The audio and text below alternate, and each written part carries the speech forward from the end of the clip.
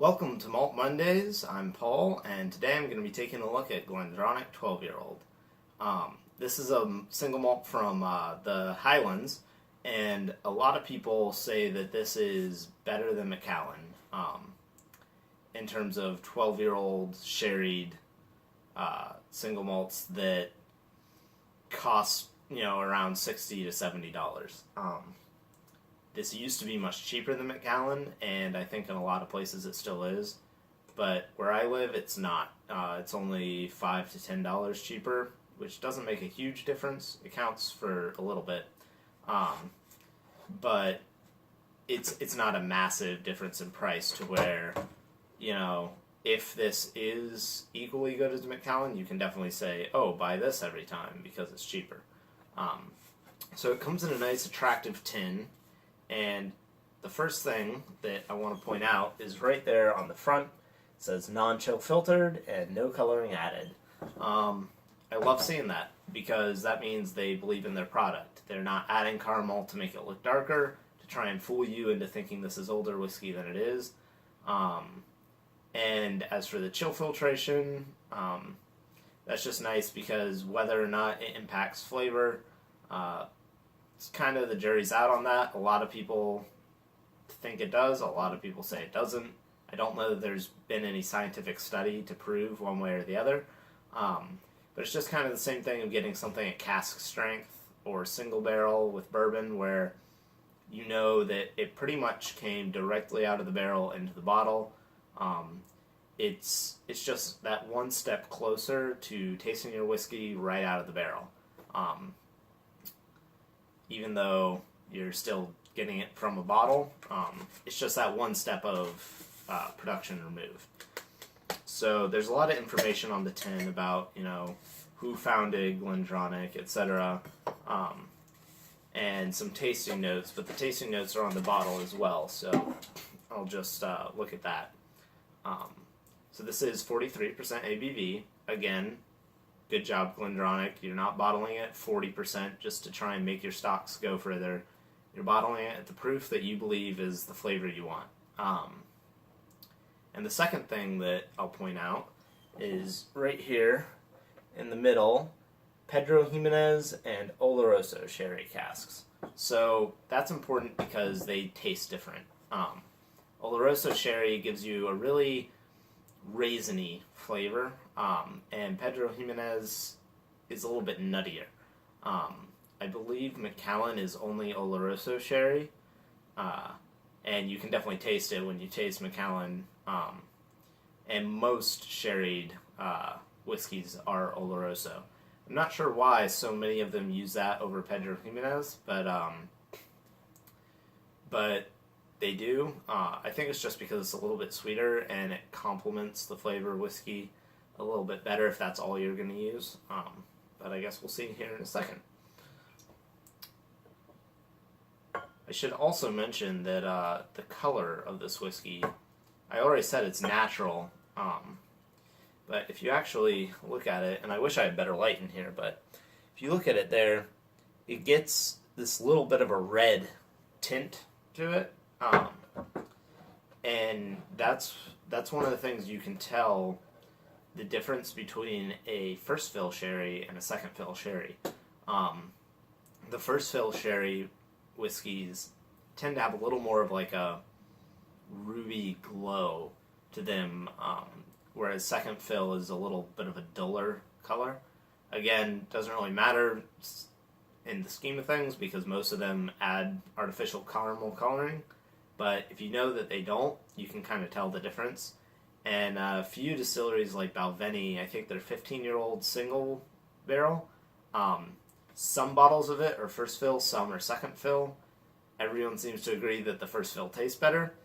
And the only way you can tell is to look at the bottles side by side and see which one has that slightly more luminescent color, the little shinier color to it, because they don't say on the label which one's which. So, anyway, for this whiskey, let's see how it smells.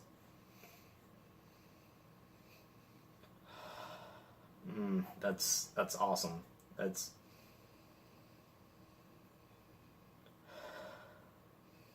That's delicious. It's immediately I get vanilla. Um, Vanilla and some raisin, which is the Oloroso coming in. And there's some nice old oak on the nose. And there's a little hint of spice. I'm not quite sure what I would call it.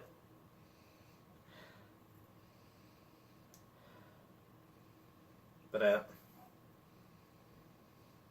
I don't really get any nuttiness. I mostly get that vanilla and oak, which and that little bit of some stewed fruits, besides the raisin. There's definitely some other fruits in there.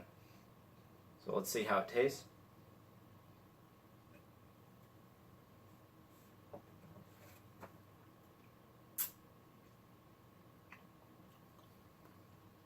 So the first flavor I would say I get is milk chocolate, but it's almost like one of those milk chocolates that's got fruit flavoring in it. It's very much like my mouth is bouncing back and forth between milk chocolate, some like overripe stewed fruit, like dark fruits, and then and those fruits are pretty much like kind of raisiny, and then it gets into the oak, and there's a little bit of a nuttiness at the end. And I think they have tasting notes here on the bottle. So it says, nose sweet, creamy vanilla with hints of ginger, autumn fruits.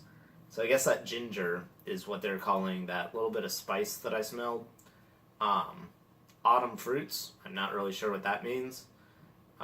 Palate, rich, creamy, silky smooth, warm, rich oak, sherry sweetness, full mouthfeel, raisins, spicy with medium length and dry finish. And then the finish says long, full, slightly nutty. So I would say this is pretty spot on, actually. A lot of distilleries, when they do tasting notes on their tins or their bottles, they get kind of out there with it. They're like, orange peel zest and lemons from Hawaii, and they get a little carried away. But I would say these are pretty solid. The ginger is the only thing that I would say that's stretching a little bit, but I also don't eat a lot of ginger, so maybe that's just my palate.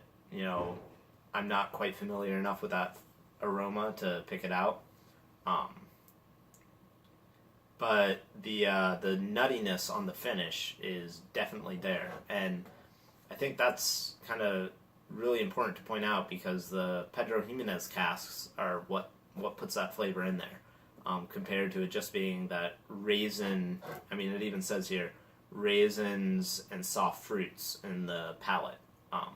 Normally that's all you get out of a sherried whiskey. You don't get much nuttiness, and that kind of gives it a unique finish and aftertaste. It's not super pronounced. It's definitely subtle, but it's there. And this is just really good whiskey. Everything about the nose and the palate is harmonious. I pretty much knew how it was going to taste before I tasted it from the nose, other than the fact that there's a lot more vanilla on the nose than in the glass.